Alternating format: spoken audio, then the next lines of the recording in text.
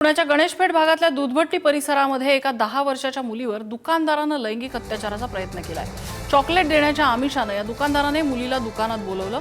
दुकानदाराने तिच्यासोबत अश्लील वर्तन करताच तिने आरडाओरडा करत स्वतःची सुटका करून घेतली। नंतर आपल्या घरच्यांना तिने ही माहिती दिली। फरासखाना पोलिसांनी 47 वर्षीय आरोपी दुकानदाराला तात्काळ ताब्यात घेतलेलं असून या प्रकरणी गुन्हा दाखल करायचं काम सुरू आहे।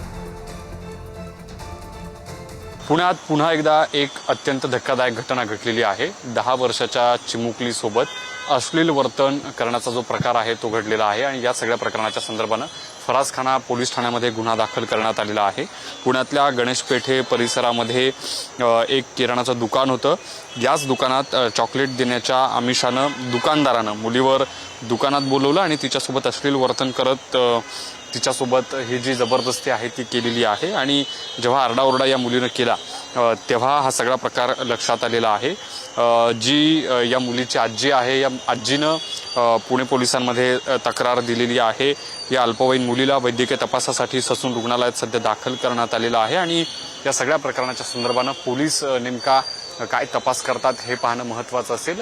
फरासखाना पोलीस ठाण्याच्या हद्दीमध्ये हा सगळा प्रकार घडलेला आहे आणि सातत्यानं मागच्या काही दिवसांमध्ये आपण जर बघितलं असेल तर नसरापूर, पर्वती, थेऊर या वेगवेगळ्या भागांमध्ये अशा पद्धतीच्या अल्पवयीन मुलींसोबत ज्या अत्यंत अशा गंभीर घटना घडत आहेत, धक्कादायक घटना घडत आहेत, त्यामुळे संतापाची लाट उसळलेली असतानाच असाच एक आणखी एक धक्कादायक प्रकार पुण्यात घडल्याचं बघायला मिळतंय।